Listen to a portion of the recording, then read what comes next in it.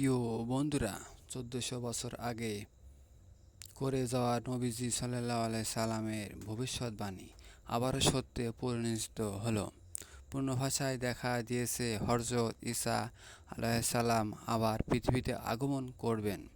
নবীজি সাল্লাল্লাহু আলাইহি সাল্লাম ভবিষ্যদ্বাণী সম্প্রদায়িত খ্রিস্টান প্রমাণ পেয়েছে জাবালে জাইতুন বা মাউন্ট অফ অলিভস ফেটে জেগে শুরু করেছে সেই নির্দেশনা যা হাজার হাজার বছর আগে বর্ণনা করা হয়েছিল যে যখন আখেরি জামানাতে হযরত ঈসা আলাইহিস সালাম পৃথিবীতে পুনরায় স্বপ্রিত আনবে, তখন এই জলপাই পর্বত পূর্ব দিক থেকে পশ্চিম দিক থেকে ফেটে যাবে এবং তার ভেতর একটা বিশাল উপকারিতার সৃষ্টি হবে।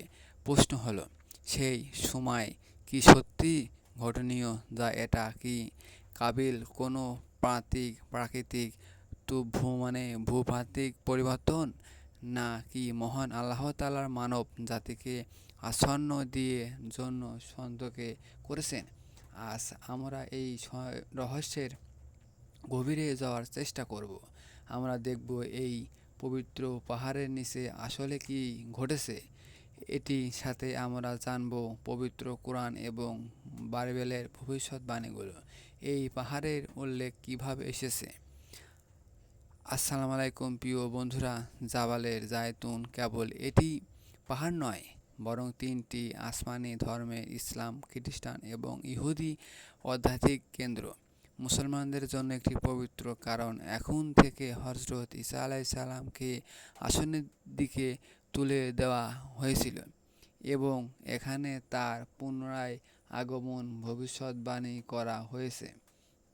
খ্রিস্টানরা এই পাহাড়কে তাদের ত্রাণকর্তা, দোষ দোয়া ও কুরবানির প্রতীক মনে করেন, আর ইহুদিরা একে তাদের প্রাচীন নবীদের স্মৃতিচিহ্ন হিসাবে মনে করেন। এই পাহাড়ে যা ঢালে জলপাই গাছ আজও বাতাসে দুলছে, তার নিজের ভিতর ইতিহাসের হাজারো ঘটনা কাপড় দেওয়া রেখেছে। কিন্তু এই দৃশ্যপক্ষে বলে যাতে ভিসা গড়ের মধ্যে মাটির নিচে হালকা রোমন রেকর্ড করা হয়েছিল, কিন্তু বিজ্ঞানী বলছেন এটি ভূগর্ভ পানি বা পাথরের চারপাশের কারণে ঘটেছে। তবে অনেকের ধার্মিক আলেমের এই ধারাবাহিক ব্যক্তি একে কিয়ামতের প্রাথমিক আলামতগুলোর মধ্যে অন্যতম হলো আখ্যায়িত করেছেন।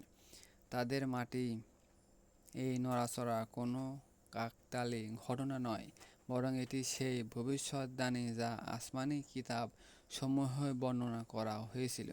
কিন্তু স্থানীয় মানুষ জানিয়েছে যে তারা রাতের বেলায় মাটির নিচ থেকে কিছু অদ্ভুত আওয়াজ শুনছেন, জেনে কোনো এক বিশাল শক্তি জেগে উঠেছে। অনেকের আরও বলেছেন যে যখন তারা পাহাড়ের কাছাকাছি গিয়েছে, তখন এক অদ্ভুত আধ্যাত্মিক অনুভূতি তাদের ঘিরে ধরেছে। কেউ ভয় অনুভূতি করেন, কেউ বা প্রশান্তি, যেন কেউ তাদের হৃদয়ের ভেতর বলছে যে সময় ঘনিয়ে এসেছে, সুতরাং প্রস্তুতি গ্রহণ করো। এখন প্রশ্ন হলো, এই সব কি শুধুই বৈজ্ঞানিক কাকতালীয় ঘটনা, না কিন্তু কোনো ওয়াসিং বার্তারা? প্রিয় দর্শক, সেই স্থান যেখানে হাসর ঈসা আলাইহিস সালামকে আসমানে তুলে নেওয়া হয়েছিল, সেই পাহাড়ে যার পদদেশে তার পুনর্গমনের সুসংসা হয়েছিল, আজ তার আবারও বিশেষ আকর্ষণ কেন্দ্র করে বিন্দু এবং পরিস্থিতিতে রয়েছে বাইবেলের জাকারিয়া কিতাব। এখানে স্থান স্থাপক ভাষায় ভবিষ্যদ্বাণী করা হয়েছে এবং সেই দিন তার পা অর্থাৎ হযরত ঈসা আলাইহিস সালাম জলপাই পর্বতের উপরে দাঁড়াবে এবং জলপাই পর্বত পূর্ব থেকে পশ্চিম দিকে ফেটে দুভাগ হয়ে যাবে এবং তাদের মধ্যে এক বিশাল উপত্যকা তৈরি হবে। আশ্চর্যজনক বিষয় এটা হলো আজ সেই নির্দেশনা নিয়ে জানাবো বাস্তবে রূপ নিতে শুরু করেছে। সেই জলপাই পর্বত যা হাজার হাজার বছর ধরে শান্তভাবে দাঁড়িয়েছিল, তার ভেতরে ফাটল দেখা দিয়েছে শুরু করেছে। মানুষের বুকের যেন কোনো এক অস্তিত্ব ফেটে গেছে। এই ফাটলগুলো সারানো ন্যায় এগুলো ঠিক যে দিকে বিস্তারিত হচ্ছে যা কথা বাইবেলে ভবিষ্যৎবাণীতে বলা হয়েছিল, অর্থাৎ পূর্ব থেকেই পশ্চিম দিকে নির্গন্ধন বলেছেন। এই এলাকাটি আসলে এটি বড় ফটল লাইনের উপর অবস্থিত যাকে ডেড সি ট্রাফর্ম লাইন বলা হয়। এটা ফল্ট লাইন নড়াচড়া করানোর মাঝে মাঝে হালকা বা মারাত্মক ভূমিকম্প ভিসা করা পড়েছে।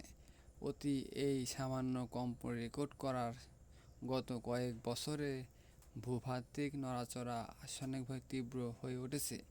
পাহাড়ের পাদদেশে এই বিশেষ দৃশ্য দৃশ্যমান।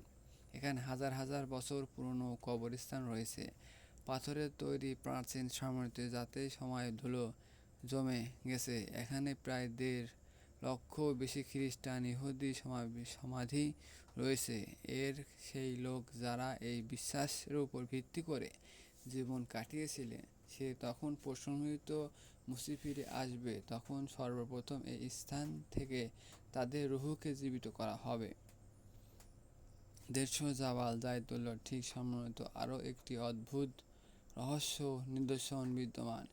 এটি দরজা বা সত্যের পরামর্শ ধরে, কিন্তু যার মুখ সরাসরি এই পাহাড়ের দিকে খোলা, একে গোল্ডেন গেট জামান। এই দরজাটি জেরুজালেম প্রাচীন দেওয়ার অংশ। বাইবেল ইসলামিক বর্ণনায় অনুযায়ী হজরত ঈসা আলাইহিসসালামের পুনর্গমনের পর এই দরজার দিকে জেরুজালেম প্রবেশ করবে। ইতিহাস বলেন মুসলমানরা যখন জেরুজালেম শাসন করত, তখন এই দরজাটি বড় বড় পাথরের দিয়ে স্থায়ীভাবে বন্ধ করা হয়েছিল, কারণ ইহুদি ও খ্রিস্টান উভয় বিশ্বাস করত যে